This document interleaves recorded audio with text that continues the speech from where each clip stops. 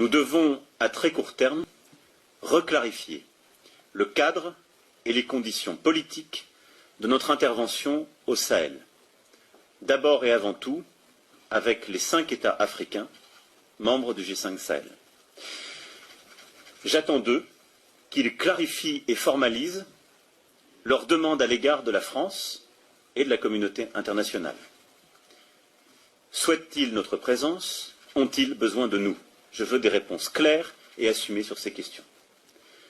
Je ne peux ni ne veux avoir des soldats français sur quelque sol du Sahel que ce soit, alors même que l'ambiguïté persiste à l'égard de mouvements anti-français, parfois portés par des responsables politiques.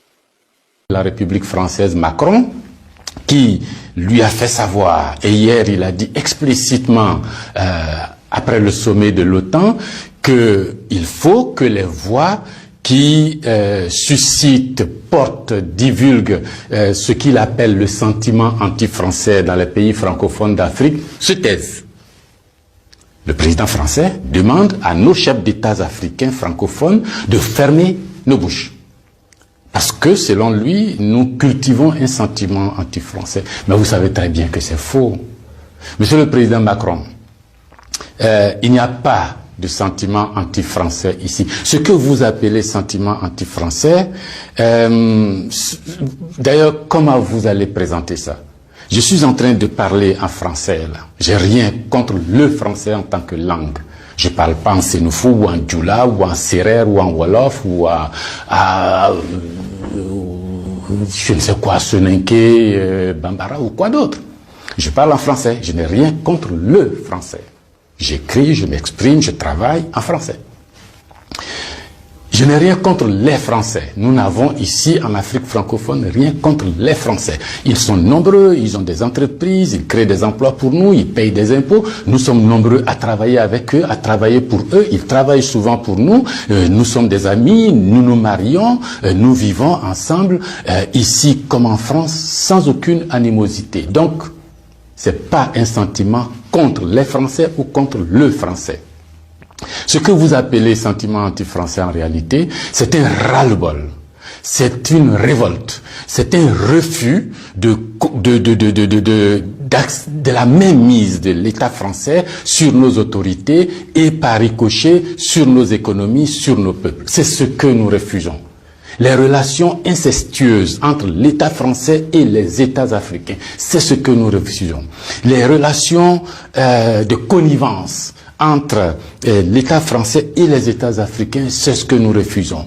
Parce que simplement ces relations étouffent la démocratie. Ces relations étouffent le respect des droits de l'homme. Ces relations étouffent la possibilité que nous devons avoir de demander des comptes à nos dirigeants. Ces relations étouffent l'expression plurielle chez nous. Il n'y a que ce que le président dit parce qu'il est d'accord avec Paris, donc c'est ce que lui dit qui est bon. Monsieur le Président, c'est ce qui nous révolte. On a le sentiment que vous êtes complice de nos chefs d'État pour nous brimer.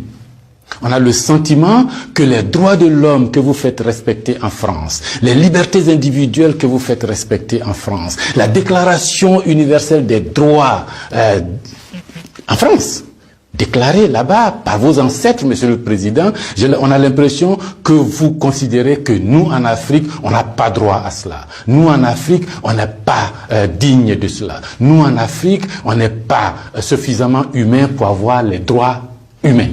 C'est ce qui révolte cette jeunesse-là. La conséquence, vous voyez chaque jour de nombreux jeunes essayant d'aller là où les droits sont respectés, là où les libertés sont respectées, là où on a le sentiment qu'ils sont des hommes. C'est ce qu'il faut changer, Monsieur le Président. C'est ce qu'il faut changer. Vous pouvez parler 1000 fois à nos chefs d'État, vous pouvez leur donner des instructions 1000 fois, mais ça ne changera rien dans la tête des populations africaines ici, dans l'esprit des populations africaines ici. L'idée est que nous voulons redevenir des hommes libres. Nos ancêtres ont été vendus comme des marchandises par vos ancêtres. Comme des marchandises. Pendant de 1500 à 1890, c'est par là, comme des marchandises. Nous fermons les yeux là-dessus. Nos parents ont été gouvernés par la décision que vos parents ont prise à Berlin de venir s'accaparer nos territoires, nous-mêmes, nos fleuves, nos rivières, nos matières premières, de prendre possession de nous.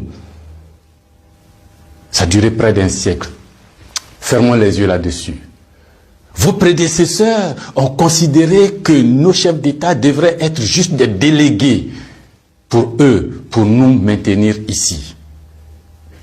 Comment on peut avoir le sentiment français quand on descend à l'aéroport d'Abidjan, le boulevard qu'on prend s'appelle Giscard d'Estaing. Le pont qu'on emprunte s'appelle De Gaulle. Et la route qu'on utilise pour aller à l'université s'appelle boulevard Mitterrand. Et puis partout, on a Trèche-la-Plaine, Port-Bouët, Binger. Non! Ce que la nouvelle génération veut, ce que nous voulons, c'est l'autodétermination. Que nos chefs d'État nous rendent compte ici, qu'ils ne soient pas obligés d'aller vous rendre compte pour se donner une certaine légitimité, comme Macron est d'accord avec moi, comme Chirac est d'accord avec moi, comme le chef d'État français est d'accord avec moi. Donc ici, vous allez faire ce que je dis parce que sinon vous allez avoir des problèmes. Monsieur le Président, tant que ça durera comme ça, les gens ici auront le sentiment que l'État français est complice de leur brimade, de leur pauvreté, de leur chômage. C'est ce que nous voulons changer. C'est ce que nous voulons changer. Renvoyer Kako Noboko, renvoyer Kémy Séba, renvoyer Nathalie Yamb, contester les propos de Salif Keïta ou je ne sais qui d'autre, ça ne changera rien. C'est dans la tête de chacun de nous. Les gens, ces idées-là ont imbibé notre esprit maintenant. Le désir de liberté, vous devez connaître ça. Vos ancêtres se sont battus pour avoir cette liberté. On fait plusieurs guerres pour jouir de cette liberté. Ce que nous voulons, c'est ça.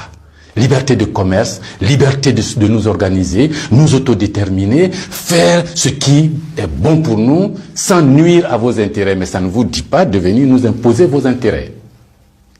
Si vous pensez, chers auditeurs, que ce message vaut la peine d'être diffusé et que nous soyons nombreux à nous l'approprier, sans animosité, sans bestialité, mais avec fermeté et conviction, il faut liker, il faut partager.